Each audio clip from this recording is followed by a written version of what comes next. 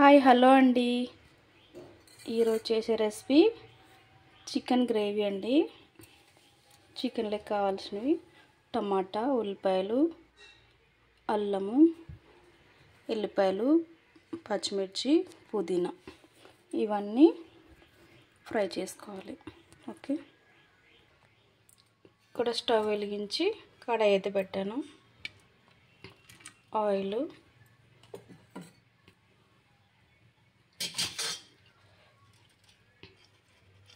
చెక్క, లవంగ, ఇలాచి, మొగ్గ,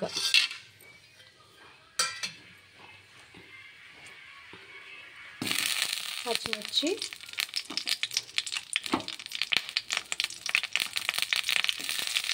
ఇవన్నీ పచ్చి స్మెల్ పోయే వరకు ఫ్రై చేసుకొని తర్వాత గ్రైండ్ చేసుకోవాలి. బాగుంటుంది ఇలా ఫ్రై చేసి కర్రీ చేస్తే. ఓకే, ఇప్పుడు టమాటా,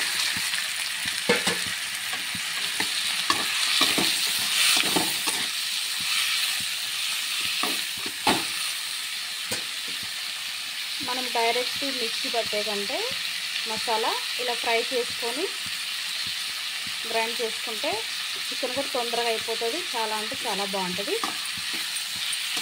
ఫ్రై చేయండి ఒకసారి.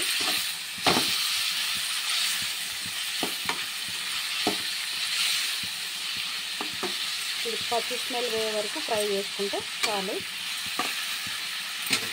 ఓకేనా, ఇది కొంచెం ఫ్రై అవ్వాలి 5 నిమిషాలు. ఇక్కడ ఇవన్నీ ఫ్రై అవుతున్నాయి కాబట్టి ఒక సైడు ఒక కడాయి పెట్టి చికెన్ ఫ్రై చేసుకున్నాం. ఇక్కడైతే కడాయి పెట్టి స్టవ్ వెలిగించి కడాయి పెట్టాను, వేడవుతుంది.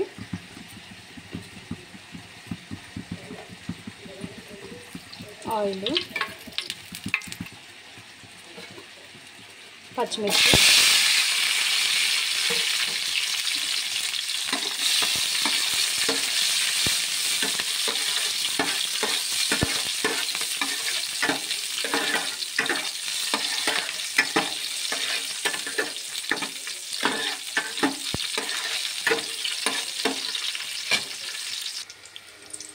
ఇక్కడ చికెన్ నీట్గా కడిగి కొంచెం సాల్ట్ వేసి నీట్ కడిగి పెట్టాను.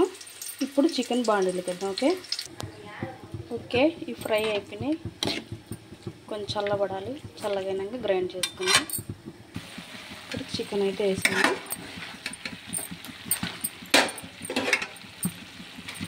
పసుపు,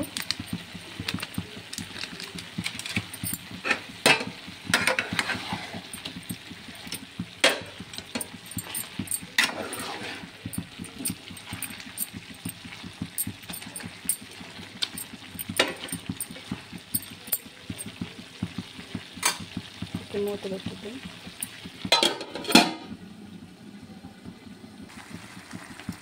సాజీరా,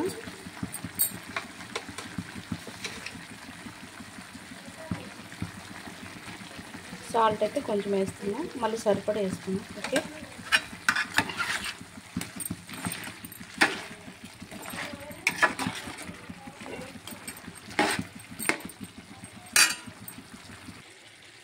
ఓకే చల్లారినాక ఇలా గ్రైండ్ చేసుకోవాలండి. ఇప్పుడు పేస్ట్ అందులో వేద్దాం.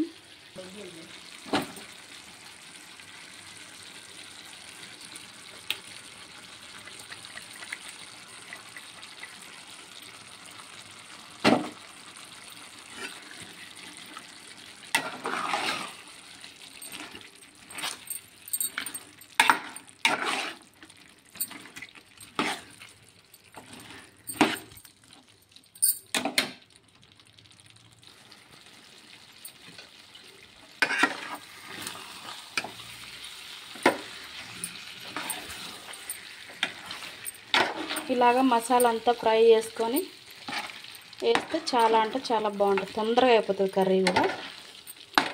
ఓకే, ఇప్పుడు కారం అంటే మనం తినేదాన్ని బట్టి స్పైసీ కావాలంటే ఎక్కువ వేసుకోవచ్చు, లేదంటే నేనైతే కొంచెం మేము కారమే తింటాం కాబట్టి ఒక 2 స్పూన్లున్నర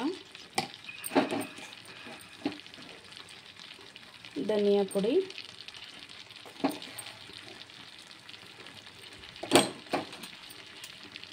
ఇదంతా ఒకసారి కలిపేసి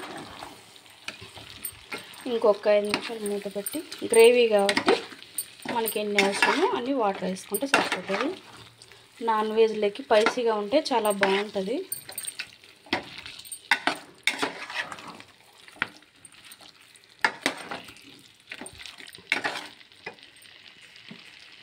సాల్ట్ అప్పుడు కొంచెం వేసాం కాబట్టి ఇప్పుడు సరిపడా వేద్దాం.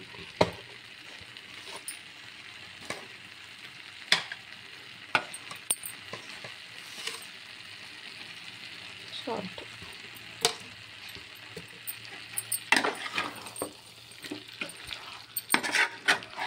చాలా అంటే చాలా బాగుంటుందండి.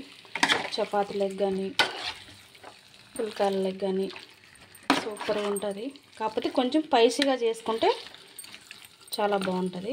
ఓకే, ఇంకొక 5 నిమిషాలు మూత పెట్టేసి వాటర్ ఎన్ని అవసరమో అన్ని పోసుకుందాం. ఓకే, ఇప్పుడు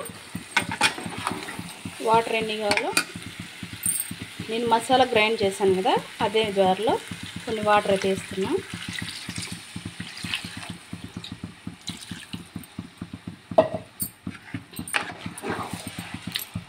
గ్రేవీ కాబట్టి మసాలా కొన్ని వాటర్ ఎక్కువ వేసుకుంటే బాగుంటుంది, మరి గట్టిగా అయిపోతుంది.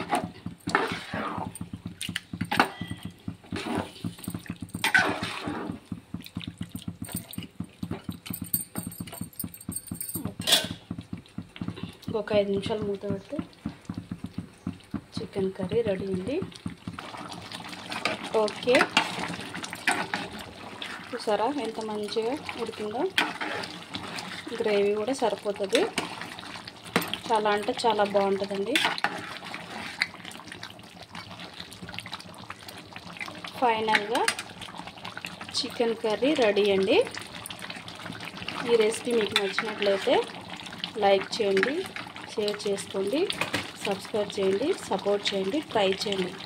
Okay, bye.